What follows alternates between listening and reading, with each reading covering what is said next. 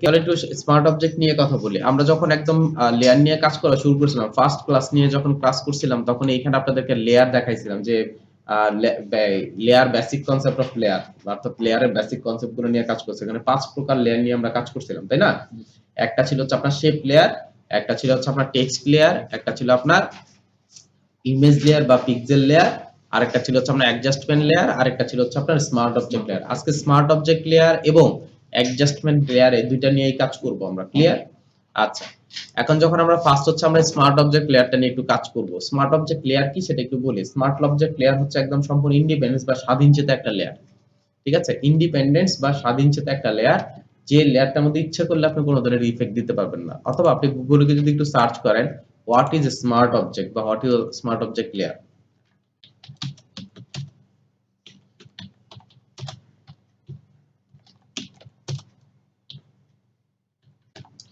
এই যে আমি এটা যদি দেই what is a smart object in layer, দেখেন smart object are a type of the container that hold multiple layer. কথাটা লেখা আছে মাল্টিপল লেয়ার, দেখছি এখানে দেখেন উইথ ইন ফটোশপ। এখন নরমালি আমরা যেটা করতে পারি, নরমাল একটা যখন লেয়ার ক্রিয়েট করি তখন আমি কি মাল্টিপল লেয়ার ইউজ করতে পারি?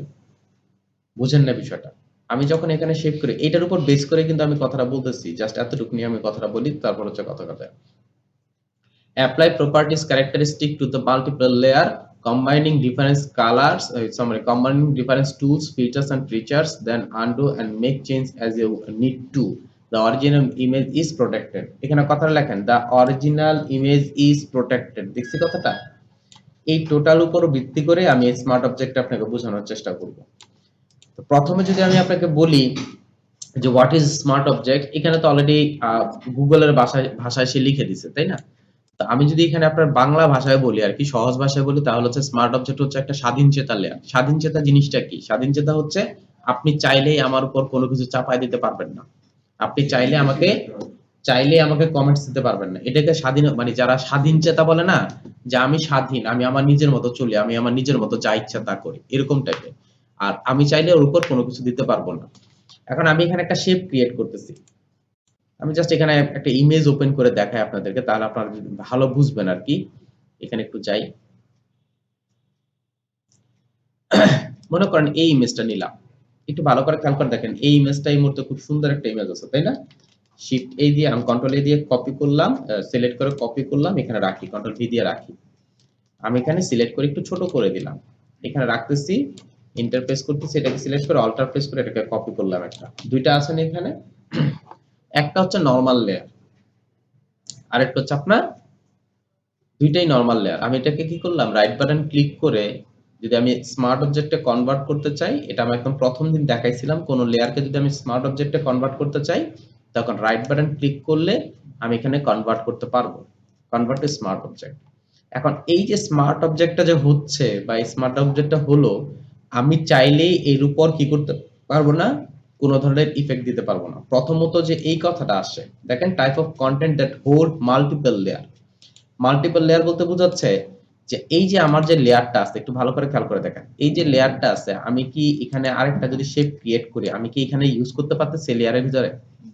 আমার লেয়ারের জন্য আরেকটা লেয়ার ক্রিয়েট হয়ে যাচ্ছে না? কিন্তু স্মার্ট অবজেক্টের ক্ষেত্রে কি হয় জানেন, আপনি এই লেয়ারের আন্ডারে আপনি ইচ্ছা করলে ফুল 1000 2000 5000 10000 লেয়ারও নিতে পারবেন, কোনো ফ্যাক্ট না। মানে অসংখ্য লেয়ার নিয়ে আপনি কাজ করতে পারবেন এই লেয়ারটার ভিতরে।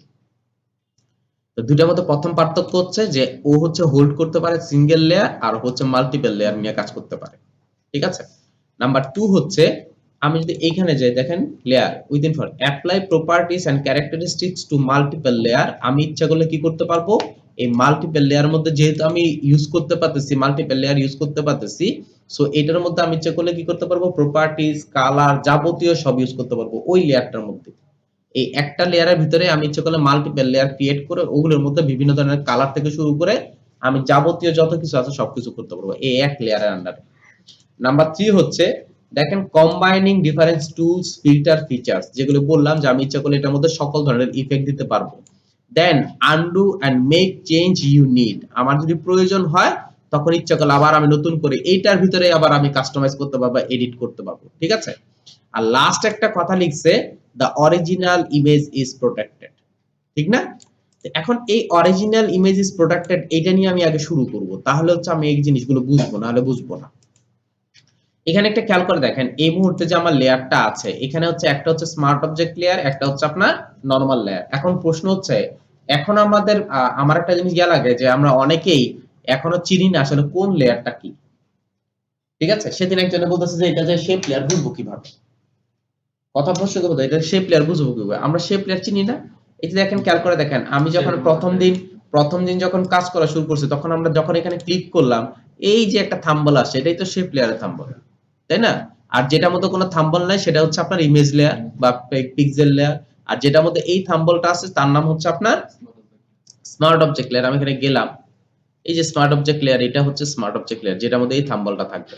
ঠিক আছে, সো হ্যাঁ, থিমটা করার বলার উদ্দেশ্য হচ্ছে কি, এই যে যখন আমরা লেয়ার গুলো চিনবো তাহলে আমার কাজ করতে সুবিধা হবে। এখন এই দুইটা লেয়ারের মধ্যে পার্থক্যটা কি, অর্থাৎ নরমাল লেয়ার আর হচ্ছে স্মার্ট অবজেক্ট লেয়ারের মধ্যে পার্থক্যটা কি সেটা সম্পর্কে একদম প্রথমটা নিয়ে বুঝাচ্ছি, যে এইটা যে the original image is protected, আমি এটা নিয়ে কাজ করব। এই দুইটাকে আমি সিলেক্ট করলাম, সিলেক্ট করার পর আমি যদি এটাকে একটু ছোট করি, আমি কিন্তু এখানে রেশিও দুইটাকে একসাথে ছোট করলাম না, এখানে কি কোনো ধরনের ডিফারেন্স পাইছেন আপনারা? সিলেক্ট করছি, ড্র্যাগ করে ছোট করছি, ঠিক না? আমি এখানে এন্টার প্রেস করতেছি। এন্টার প্রেস করলে কি হয় বলেন তো? এন্টার প্রেস করলে হয় হচ্ছে আমি যে ট্রান্সফর্মটা করছি এটাকে আমি ফিক্সড করলাম, এটাই তো হয়। এন্টার প্রেস করলে এটা হয়, অর্থাৎ আমি যেটাকে ছোট করছি এটা আমি ঠিক করলাম, মানে ফিক্সড করলাম। এখন আমি কি করতেছি, ঠিক একইভাবে আবার একটু জুম ইন করতেছি, অর্থাৎ আগের মতো অবস্থায় নিয়ে এন্টার প্রেস করলাম। এখন একটু ভালো করে খেয়াল করে দেখেন কোনো পার্থক্য বুঝতেছেন কিনা, কোনো পার্থক্য বুঝতেছি? আমার জানা মতে এটা হচ্ছে ঘোলা দেখাচ্ছে, তাই না? আর এটা দেখেন যা ছিল তাই আছে, তাই তো? এখন এই লেয়ারটার মধ্যে যদি ক্লিক করে দেখি আসলে এই লেয়ারটা কোনটা, এটা হচ্ছে আপনার নরমাল লেয়ার। আর এই লেয়ারটা কোনটা, এটা হচ্ছে স্মার্ট অবজেক্ট লেয়ার। অর্থাৎ সে কি করতেছে, ইমেজটাকে প্রোটেক্ট করতেছে। এই দেখেন, the original image is protected, অর্থাৎ আমি আমার ইমেজটাকে প্রোটেক্ট করলাম। এখন একটা কোশ্চেন থাকবে, দুইটার মধ্যে পার্থক্য কি? পার্থক্য হচ্ছে আপনি যে এটার মধ্যে দুইটার মধ্যে আমি একটা ইফেক্ট দিছিলাম না, কি ইফেক্ট দিছিলাম বলেন তো? আমি ছোট করে এন্টার প্রেস করছিলাম। যখন আমি এটাকে ছোট করে এন্টার প্রেস করতেছি, সে আমাকে যেহেতু আমি 17 কথা বলছিলাম, 17 মধ্যে কিন্তু একটা ইফেক্ট আসবে যে আপনি যে ট্রান্সফর্মটা করছেন এটাকে অ্যাপ্লাই করবেন কিনা। এটা হচ্ছে যখন ছোট বড় করবেন। এটা কেন বলা হয় জানেন? কারণ এখানে হচ্ছে পিক্সেলেটেড জিনিস, যখন আমি ছোট করতেছি, যখন ইন্টারপ্রেস করতেছি, তখন ওই পিক্সেলটা এটা ইফেক্ট হয়ে যায়। অর্থাৎ আপনি এটাকে নিয়ে কোথাও একটা ঢুকাই দিচ্ছেন, সে আপনাকে বলতেছেন তুমি যেটাকে এখানে রাখছো এটা কি এই পজিশনে রাখতে চাও কিনা। যখন আমি রাখলাম সে কি হলো, ওই শেপটার মধ্যে সেট হয়ে গেল না? তা আমি যখন এটাকে আবার বের করব, এটাকে লম্বা করতে আমার একটু সময় লাগবে না, বা প্রবলেম হবে না কেন? কারণ হচ্ছে এটা পিক্সেল তো সেট হয়ে গেছে। ঠিক এই ঘটনায় ঘটতেছে হচ্ছে এটা। তাহলে এটার মধ্যে সেট হলো, এটার মধ্যে সেট হলো না কেন? কোশ্চেন আছে। এর মধ্যে সেট হইছে, এর মধ্যে হলো না কেন? কারণ ইফেক্ট তো আমি দুইটাই দিছি, এটার মধ্যে হলো, এটার মধ্যে হলো না কেন? কারণ হচ্ছে এই জিনিসটা প্রোটেক্টেড হচ্ছে স্মার্ট অবজেক্টের মাধ্যমে। এখন আপনি বলবেন যে হ্যাঁ প্রোটেক্টেড, বুঝতে পারছি, আসলে হইছে কি? হইছে হচ্ছে এই ঘটনা।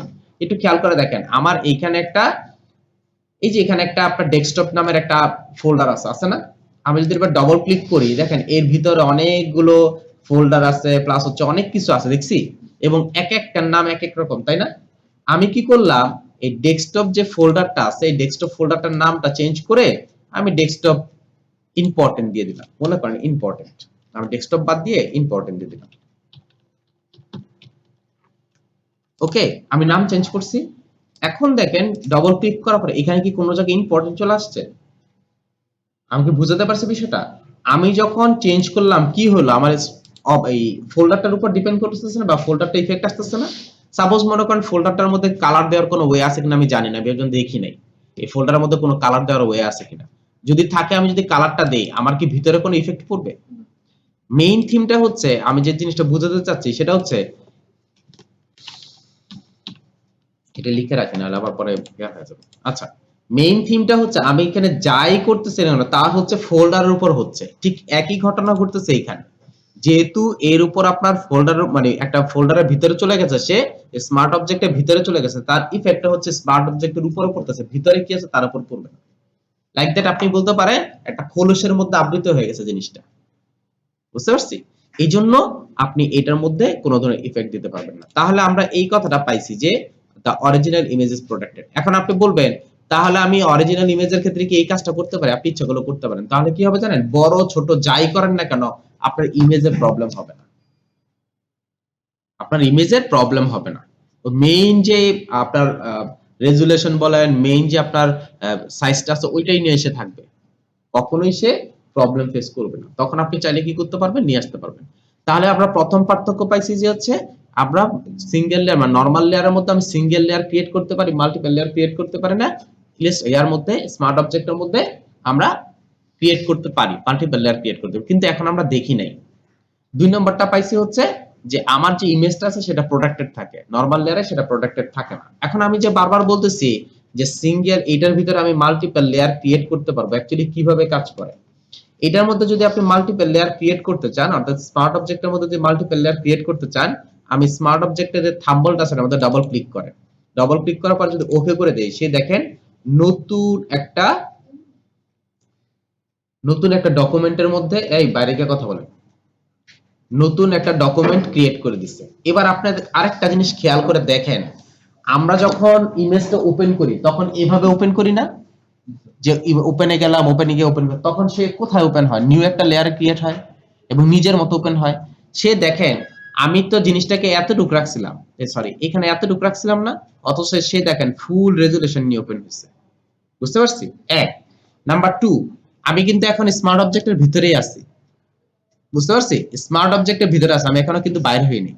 আমি কি করলাম দেখেন, একটা, দুইটা, তিনটা, চারটা, পাঁচটা, আপনি ইচ্ছা করলে এখানে 1000 লেয়ারও ক্রিয়েট করতে পারেন।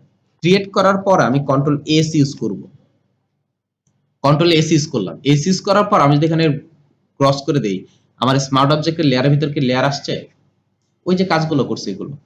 এখন আপনি যদি মনে করেন যে আরে এটা তো ভুল করে ফেলছি, আমি কি করব? আবার ডাবল ক্লিক করে স্মার্ট অবজেক্টে যাব, আবার ইচ্ছা করলে আমি কি করতে পারবো?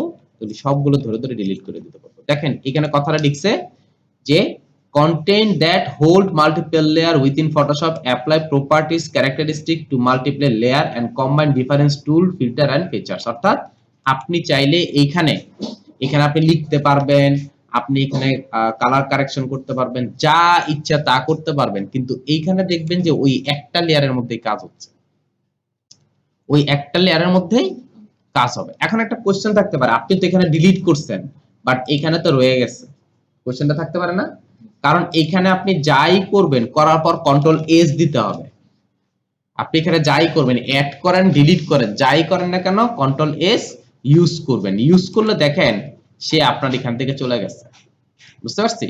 এখান থেকে আপনার খুব সহজে চলে যাবে। স্মার্ট অবজেক্টের আরো একটা সুবিধা আছে। স্মার্ট অবজেক্টের সুবিধাটা কি জানেন?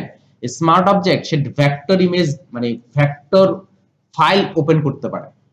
যেমন খেয়াল করে দেখেন, ইলাস্ট্রেটরের মধ্যে আপনি একটা ডিজাইন কনসেপ্ট করছেন, যে কোনো একটা ডিজাইন, ভালো করে খেয়াল করবেন, আমি একটা ডিজাইন কনসেপ্ট করতেছি আর কি ইলাস্ট্রেটরের মধ্যে। ইলাস্ট্রেটর কি আমরা ভেক্টর ফাইল না? আমি ইলাস্ট্রেটরে গেলাম, ইলাস্ট্রেটরে গিয়ে আমি একটা ভেক্টর ফাইল ক্রিয়েট করলাম, মনে করেন এই ফাইলটা ক্রিয়েট করছি। ক্লিয়ার? এটা কি ভেক্টর? 100% শিওর। আমরা সিলেক্ট করলাম, কন্ট্রোল সি দিয়ে কপি করলাম, ফটোশপে নেওয়ার পর আমি কি করছি, এখানে কন্ট্রোল ভি দিয়ে আমার কিন্তু এটা স্মার্ট অবজেক্টের বাইরে কাজ করতেছি। কন্ট্রোল ভি দিয়ে যখন পেস্ট করছি, এখন সে আমাকে দেখাচ্ছে কি হিসেবে আনতে যাচ্ছ। সে বলবে যে স্মার্ট অবজেক্ট আনবা, পিক্সেল আনবা, পাথ আনবা, শেপ লেয়ার আনবা। আমি স্মার্ট অবজেক্ট দিয়ে যদি ওকে করি, কেন আমি স্মার্ট অবজেক্ট দিয়ে আনবো সেটা একটু বলি আপনাদেরকে। আমি ওকে করে দিলাম, ওকে করে যদি এন্টার প্রেস করি, একটু ভালো করে খেয়াল করে দেখবেন সবকিছু হয়ে যাচ্ছে। আমি স্টপ করে দিতে পারবো ইচ্ছা করলে, আপনি যদি চান আর কি। ওয়েটিং ফর দ্য লাইব্রেরিজ, আবার লাইব্রেরিতে অ্যাড হচ্ছে, আমি রেখে দিলাম, এটা কেটে দিলাম। এখন দেখেন এখানে কি হিসেবে আসছে,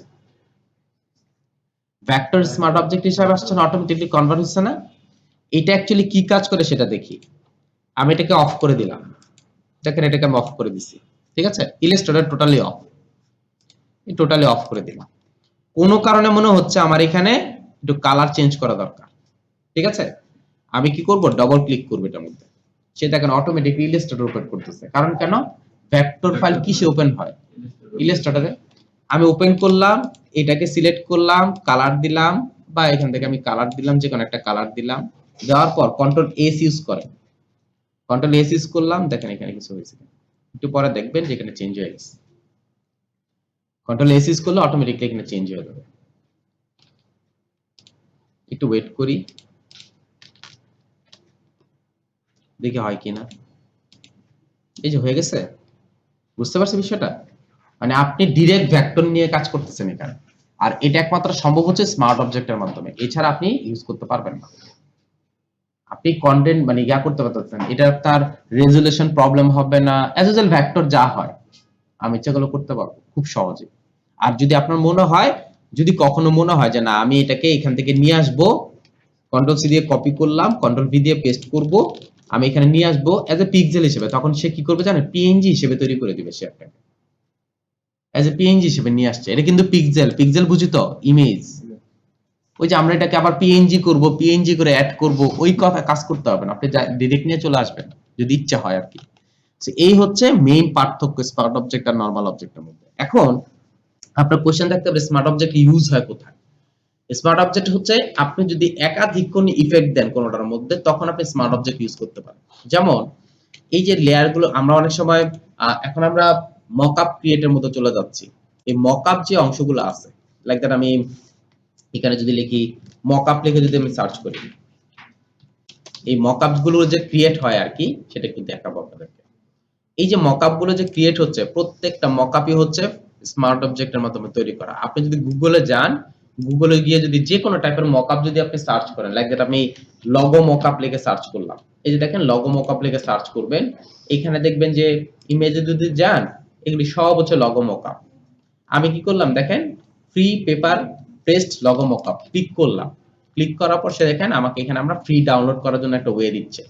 এখানে একটু ভালো করে খেয়াল করে দেখেন, পোস্টেড এত জুলাই 18 আপনার পোস্টেড করছে, আমি এটাকে ফ্রি ডাউনলোড করতে যাচ্ছি, এটাকে ক্লিক করলাম, দেখি সে আমাকে ফ্রি ডাউনলোড করতে দেয় কিনা। নরমালি এটা ফ্রি ডাউনলোড হয়ে যাওয়া খুব সহজ, মানে ইজি। আর আরেকটা বিষয় বলে দিচ্ছি, এই যে মানে লোগোগুলো যে আমার ক্রিয়েট হচ্ছে, এগুলো কিন্তু সব পিএইচডি ফাইল 1। নাম্বার 2 হচ্ছে আপনি ইচ্ছা করলে কি করতে পারবেন, আলাদা আলাদা করে তৈরিও করতে পারবেন, কোনো ফ্যাক্ট না। আমি এটা জাস্ট দেখানোর উদ্দেশ্যে কাজ করা, এখানে আমি এখান থেকে একটা কপি করে নিচ্ছি আর কি। আর সবগুলো যে আপনি ডাউনলোড করতে পারবেন তা না। আর আরেকটা বিষয় হচ্ছে, এই যে লগোগুলো দেখতেছেন, এইটা যে শুধু আপনার মানে শুধু লগোর ক্ষেত্রেই প্রযোজ্য তা না। ওয়ার্ল্ডের যত মকআপ আছে সবই পাবে, বা নিজের মতো নিজে ক্রিয়েট করেও নিতে পারেন আপনার ইচ্ছা মতো ইচ্ছে। এই যে দেখেন paper pressed PSD logo mockup, বুঝতে পারছি?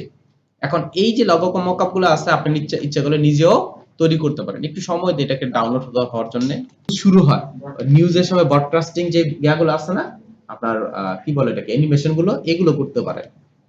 বুঝতে পারছি? যে আপনার লেখাটা এভাবে ধরে ধরে আসতেছে, অথবা গ্লোব একটা ঘুরতেছে, এই প্রথম মানে ইন্ট্রোটা আপনার 3D, এটা করতে পারেন। অর্থাৎ এইগুলো নিয়ে যদি আপনি আগান, তাহলে দেখবেন আপনি ভালো কিছু করতে পারবেন। বুঝতে পারছেন বিষয়টা? তো আমরা জ্ঞার দিকে না যাই, ওই ভিএফএক্স বা ওগুলোর দিকে না যাই, কারণ ওগুলো আমরা রেডি করা তো দূরের কথা, মানে কল্পনা করতে পারবো না। ঠিক আছে? আর এই পার্ট গুলো আমরা তো মনে করি কি আমি মনে হয় একাই 100, আসলে আমি একাই 100 তো দূরের কথা। শিখতে চাই, এগুলি কখন আপনি এরকম কোর্স করে শিখতে পারবেন না। এগুলি ডিরেক্ট হচ্ছে আপনি ওই থেকে শিখতে হবে, কারো আন্ডারে থেকে শিখতে হবে। কারণ এইসব জিনিসগুলো কখনো যদি বলেন একে, যদি বলেন যে ভাই ডাউনলোড হয়ে গেছে, আমরা মকআপটা নিয়ে একটু কাজ করি, আসলে এটা ডাউনলোড হওয়ার পর্যন্ত ওয়েট করতেছিলাম।